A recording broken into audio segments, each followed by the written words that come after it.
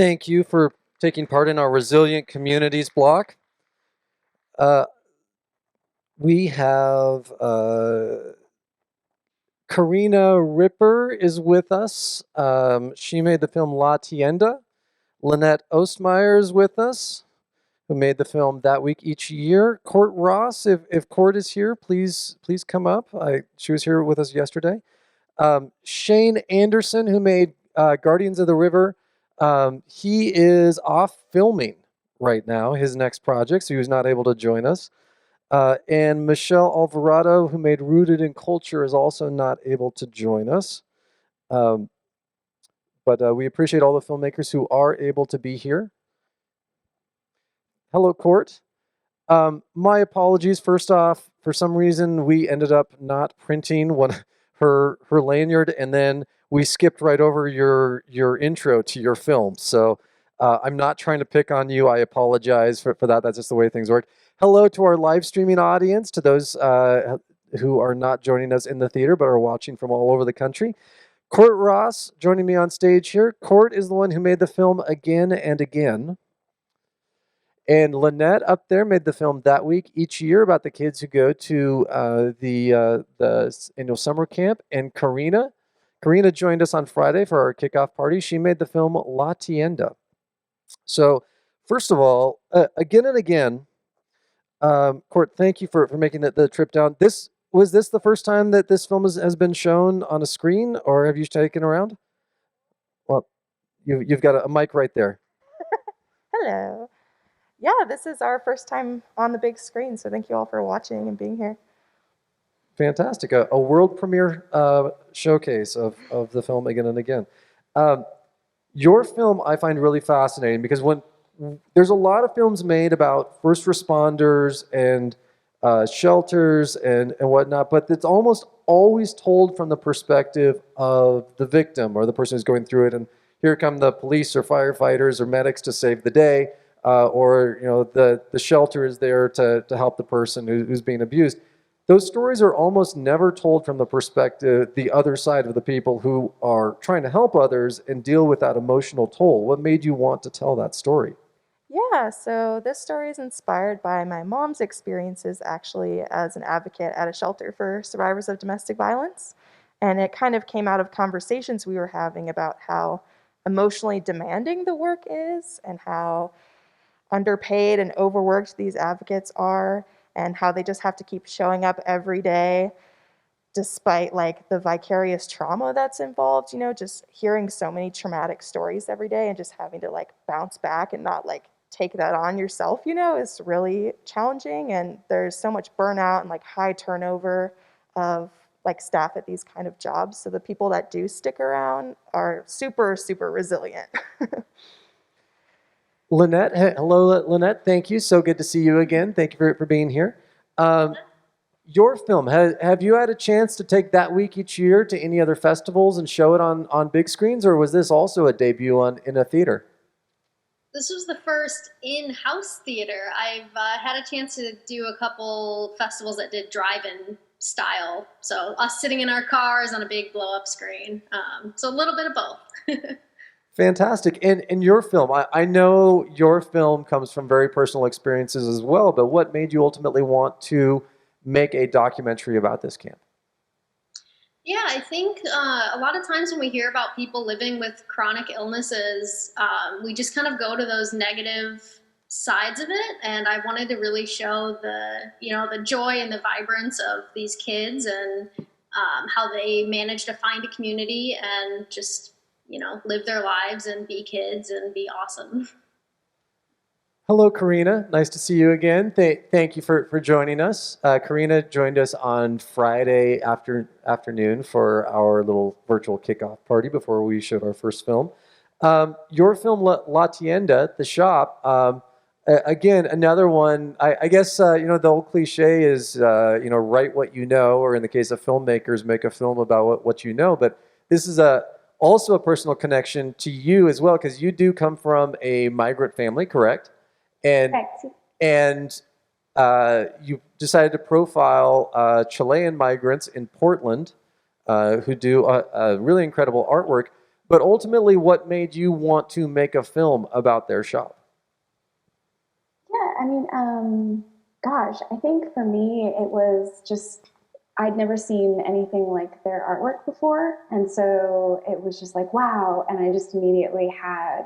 I just felt like it was really visual, and I had a lot of ideas about it. But I also just wanted to get the word out about what they were making, because I feel like even in like Latino or Latinx communities, there tends to be a lot of like machismo, and so to have kind of like this letterpress, these like two people basically creating prints that were more through a feminist lens was, I don't know, it was just like really exciting to me because that's something that I certainly have dealt with within my own community.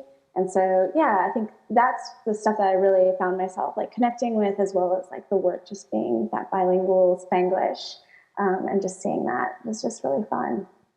Fantastic. As a reminder to our audience, we have microphones there and there. So if you would like to ask a question to any of the filmmakers that were able to join us, please go on up and we'll give you an opportunity to speak to them. Shane Anderson could not join us, unfortunately, Guardians of the River, and neither could Michelle Alvarado, who made Rooted in Culture. And Kathy Roselli is dealing with some family issues right now, the filmmaker for Farm to Families, but she sends her best regards. She told us in advance she could not be here because she's dealing with some personal matters. For all three of you, since your films follow somewhat similar themes, I mean, I know you did a narrative and you two did a documentary, but you could have just as easily done a documentary about shelter workers, and you two could have just as easily done a narrative story on your overall all-themed process, the stories that you covered. So what made Lynnette and Karina, you two want to do a documentary as opposed to maybe recruiting some actors to do like a more narrative tale? And what made you want to not really get into the dirt and grime of a shelter and showcase how social workers deal with their circumstances? Yeah, I think with the narrative format, there's the ability to be more intentional. Obviously, you're not just out in the world capturing whatever you can find. And I think it would be pretty difficult to shoot a documentary about a safe house like this because it's so confidential. Like, I don't even know the address of where my mom works, like nobody is supposed to know where these places exist. So that would be like a huge breach of confidentiality if we Sure, came in there sure. like shoving cameras in these like traumatized people's faces. But I think it would be really Yeah, fascinating too to really get the insight. Maybe not going to the house, but like doing like interviews with people who do this kind of work. Because totally. what's great about your film is it showcases the emotional toll that these workers endure. And I'm sure it's the same thing for police and firefighters and medics, and they see some really serious things. So how do they kind of shake that off and move on to the next? And that's where the title comes from, right? Again and again. Exactly. Yeah, I wanted to highlight not only the cycle of violence, but like the cyclical nature of an advocate's job of how you just have to like get back at it. There's only so much you can do to help certain people. So, if one person slips through the cracks, it's like on to the next one. And yeah, I also just wanted to illuminate that leaving an abusive situation is a process too, and that, it takes folks many, many times to actually leave. So yeah, I really wanted to like pinpoint that aspect, and that's why I wanted to write a story around that specific part.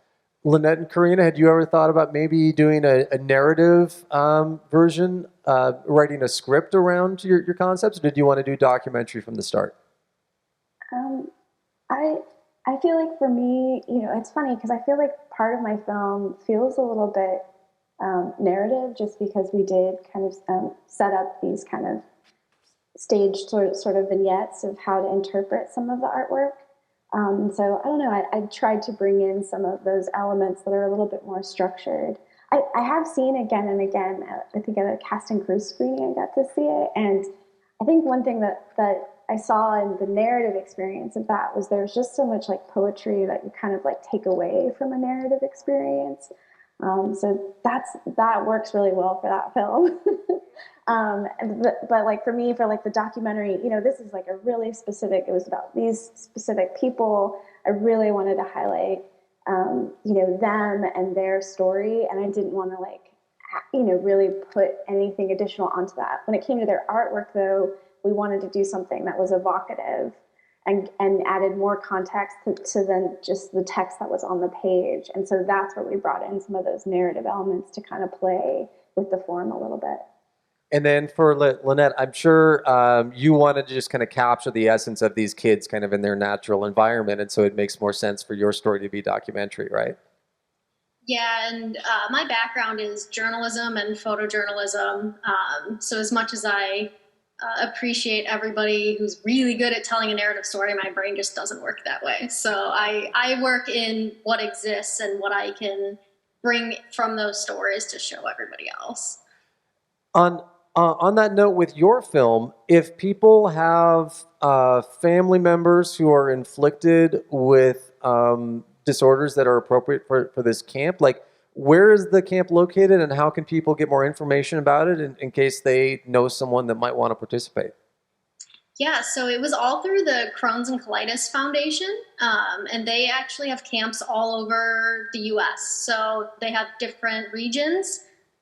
This is PNW, the camp was in Washington, and there's camps all over. So Crohn's and Colitis Foundation is a great resource for anybody who's, family member or themselves are dealing with inflammatory bowel disease. And they have programs for kids.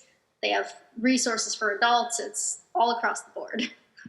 And Karina, you and I talked about it in our Q&A. And by the way, for our live streaming audience and for those in-house, we have done extensive Q&As with all of our filmmakers. So even though we have limited time on stage, if you want to get more details about these films, our online side of our festival will have more extensive Q&As. We actually have a question over here with Lori.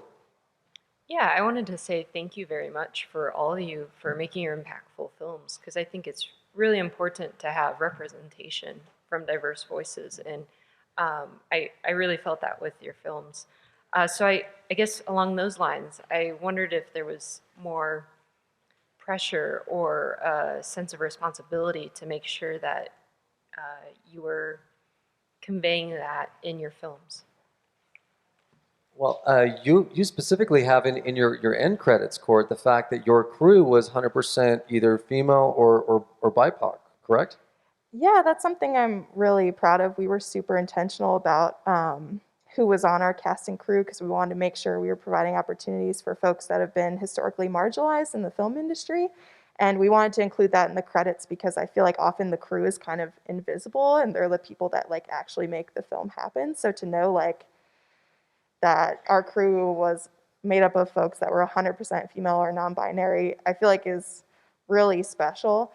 So I just wanted to give a nod to that. And to your question, I was really conscious of that just with our depictions of what a survivor is like, I guess.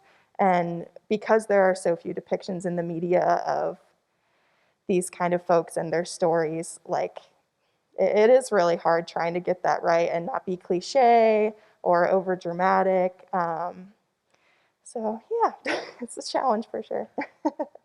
Well, thank you, all three of you, and to all of our filmmakers that were in this category, to those who could not participate in our Q&A. Thank you so much for the time, for joining us. Thank you for your wonderful films. Hope that you can join us virtually for our awards ceremony tonight as well. We'll be doing that a little after 6 because, again, we're a little behind schedule because of the power failure we had this morning. But thank you to those of you who are hanging with us. Court, thank you for hanging with us this entire weekend. It's been wonderful getting to know you. Our next block of films are our quirky and cool short films. We start off with Go Fish, which is actually a sequel. For those of you who are return attendees to KIFF, in 2019, we showed a comedy film by Josh Brine called Fish Out of Water. He's now made a sequel to that film called Go Fish.